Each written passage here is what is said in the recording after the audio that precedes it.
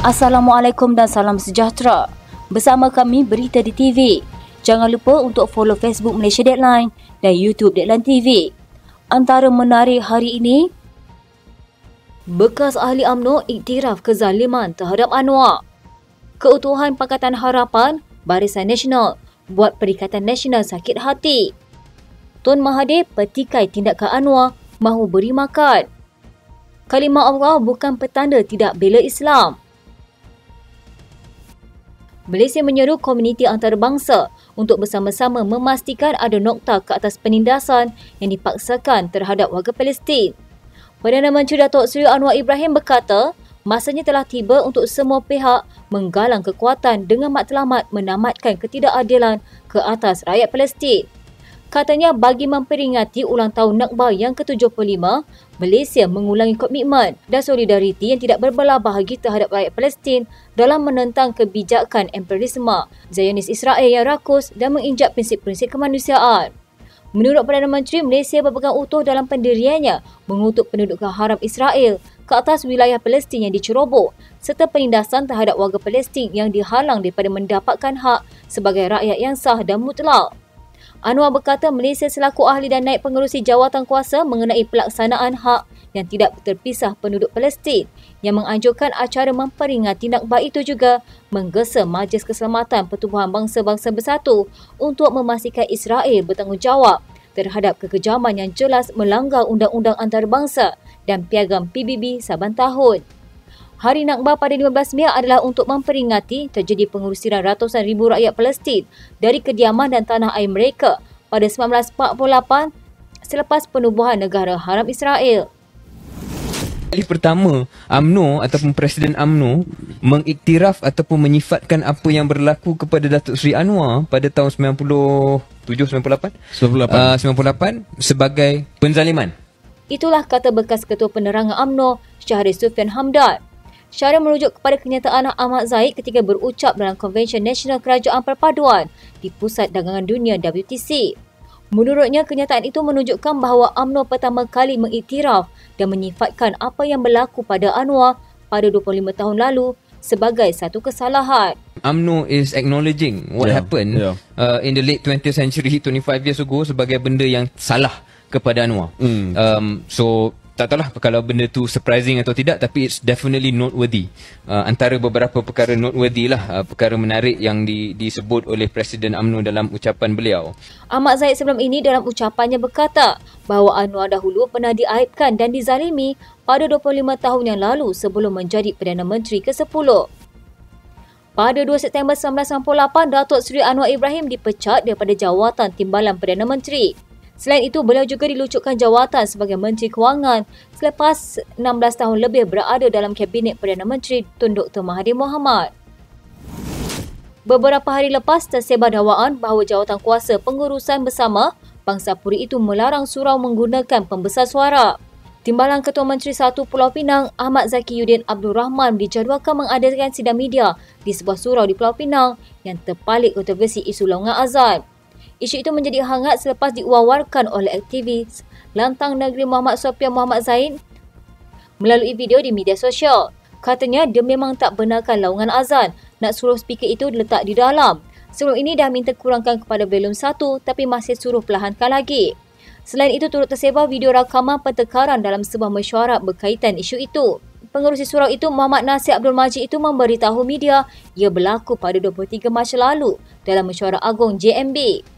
Katanya tuan boleh dengar sendiri mereka yang minta pembesar suara diletakkan di dalam surau sahaja.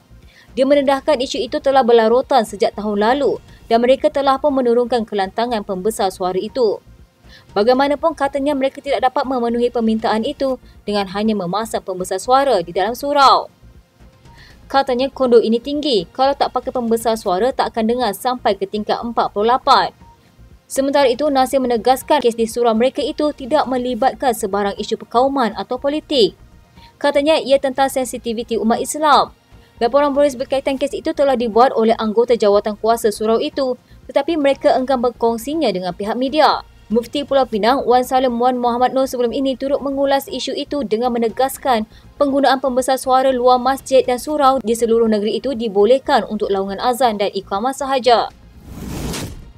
Pengarah Komunikasi Amanah Nasional Khalid Samad menganggap Konvensyen Kerajaan Perpaduan yang berlangsung 14 Mei lalu menyakitkan hati pembangkang yang mengharapkan Pakatan Harapan dan Barisan Nasional terus berbalah. Ini kerana katanya pada hari konvensyen berlangsung, pemimpin PAS berterusan mengeluarkan kenyataan tentang kejatuhan kerajaan Datuk Seri Anwar Ibrahim yang didakwanya boleh berubah bila-bila masa. Katanya Ketua Penerangan PAS kata bila-bila masa kerajaan boleh jatuh. Tidak habis-habis dia orang ini asyik mengharapkan kerajaan jatuh sedangkan orang dah tak nak kepada kamu. Terimalah hakikatnya dan beri peluang untuk duduk bersama PH, kamu tak nak. Sekarang ini bila kamu di luar sebagai pembangkang, sibuk nak robohkan rumah yang dibina. Itulah kerja dia orang. Bila kita bersatu, ini yang menyakitkan hati golongan-golongan yang mengharapkan sangat kita akan berbalah. Sebelum ini, Khairy yang juga adalah ahli parlimen jerantuk mendakwa Kerajaan Gabungan Pakatan Harapan dan Barisan Nasional yang diketuai Perdana Menteri Datuk Seri Anwar Ibrahim boleh berubah bila-bila masa sahaja, termasuk menggadaikan prinsip dan janji yang dilaungkan sebelum ini. Sementara itu, Khalid berkata konvensyen 2 hari lalu itu sebagai satu kejayaan besar dalam mencapai persefahaman antara dua buah parti politik terbesar dalam negara. Apa yang penting katanya adalah persefahaman yang dipersetujui bersama untuk membangunkan ekonomi, mewujudkan sebuah pentadbiran telus dan menyediakan peluang pendidikan serta pekerja kepada rakyat. Bekas Perdana Menteri Tun Dr. Mahathir Mohamad menggesa kerajaan memberi tumpuan kepada isu kemiskinan kaum Melayu berbanding penganjuran Rumah Terbuka Malaysia Madani di 6 negeri. Beliau berkata kerajaan tidak seharusnya berasa seronok dengan mengadakan majlis rumah terbuka sedangkan masalah kaum Melayu terus terpinggir. Katanya kita dapati kerajaan seolah-olah tidak nampak masalah orang Melayu. Mereka berseronok membuat rumah terbuka walaupun mereka berkata tidak akan ada acara besar-besaran. Dr. Mahathir memberitahu semasa beliau menjadi Perdana Menteri, majlis rumah terbuka Aidilfitri hanya diadakan sekali sahaja. Katanya kenapa 6? Sebab nak tunjuk kepada rakyat supaya boleh sokong dialah yang memberi makan kepada orang ramai. Beliau menjelaskan kebanyakan kaum Melayu di kawasan bandar masih dihimpit isu kemiskinan. Sehubungan itu katanya kaum Melayu sepatutnya sama kaya dengan kaum lain selepas negara mencapai kemerdekaan lebih 60 tahun. Tetapi hakikatnya ialah orang Melayu itu miskin sehingga kadang-kadang tanah milik mereka sekangkang kera mereka jual. Apabila kita menjual tanah, kita kehilangan punca pendapatan dan tidak mempunyai harta seterusnya semakin miskin.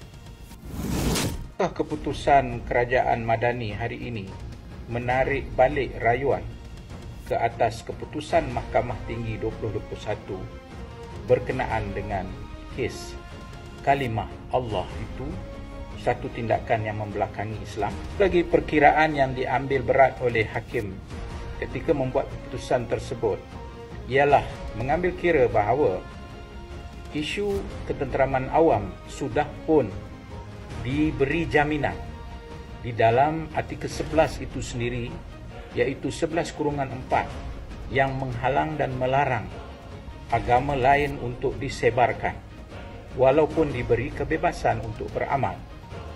Dan wujudnya juga enactment kawalan pengembangan agama-agama lain selain Islam di dalam enactment kerajaan negeri masing-masing yang telah menggubalkannya. Daripada fakta ringkas yang telah diberikan sebentar tadi, jelas bahawa kerajaan Madani hari ini menarik balik rayuan itu bukan menandakan tidak membela Islam, tetapi memenuhi kehendak Islam dalam memberikan hak terhadap setiap individu untuk bukan sekadar mengamal, tetapi mendapat akses maklumat bagi tujuan pembelajaran agamanya. Jangan mana-mana pihak mainkan isu ini sehingga menimbulkan kebencian dan juga ketegangan, sedangkan fakta kes itu langsung pun tidak berbicara tentang komuniti masyarakat Kristian secara keseluruhan, sekadar hak individu yang dituntut sebagai seorang warga negara di mana haknya ada di dalam perlembagaan. Berhenti daripada memainkan isu perkauman dan agama dalam hal ini. Keputusan kerajaan menarik balik rayuan terhadap keputusan Mahkamah Tinggi pada Mac 2021 yang berpihak kepada pemohon Jill Island dari Sarawak meningkatkan lagi suhu polemik yang berlarutan sejak 2008. Asas kes itu ialah pertikaian permohonan Jill Island kepada Perkeliling Kementerian Dalam Negeri pada 1986 yang melarang penggunaan kalimah Allah dan beberapa perkataan lain dalam penerbitan untuk penganut Kristian. Tujuan perkeliling itu adalah untuk mengelakkan kekeliruan pada orang Islam yang boleh menjejaskan ketenteraman awam. Ringkasnya, pertikaian itu dihujahkan oleh permohonan berasaskan perkara 11 Perlembagaan Malaysia tentang haknya mengamalkan kebebasan beragama bagi tujuan pembelajaran peribadi. Selain itu, asas Perlembagaan Persekutuan memberikan hak dalam perkara 8 tentang keadilan yang perlu diberikan kepada warga negara dan pendiskriminasi agama. Keputusan Mahkamah Tinggi Kuala Lumpur pada Mac 2021 yang memberikan hak kepada JIL untuk mendapatkan semula CD yang dirampas jelas adalah masalah teknikal perundangan yang melihat sejauh mana perkeliling KDM melanggar perkara 11 atau tidak. Keputusan itu juga mengambil kira bahawa ada kawalan yang tersedia ada dalam pengecualian iaitu larangan menyebarkan agama lain melalui perkara 11-4 dan nilai enactment kawalan pengembangan agama lain di negeri-negeri yang telah menggubalnya. Dalam kata lain, keputusan Mahkamah Tinggi pada 2021 adalah menjawab masalah tuntutan kebebasan peribadi seorang warga negara, mengamalkan kepercayaannya bagi tujuan pembelajaran dan tanpa penyebarannya. Ia diputuskan atas sebab pentafsiran perundangan negara dan bukan atas asas teologi agama. Kerajaan Malaysia adalah kerajaan yang terbina atas prinsip hukum yang menghormati undang-undang dan pada waktu yang sama menjunjung asas Islam sebagai agama persekutuan. Dalam prinsip keempat Madani iaitu hormat atau respek, perlu menterjemahkan seerti antara lain menghormati hak peribadi seseorang untuk mempelajari agama yang dianutinya selama ini. Ia tidak bercanggah dengan kehendak prinsip tiada paksaan dalam beragama kepada orang bukan Islam sebagai tanda menghormati hak mereka. Sekian berita Pagi di TV. Jangan lupa untuk follow Facebook Malaysia Deadline dan YouTube Deadline TV.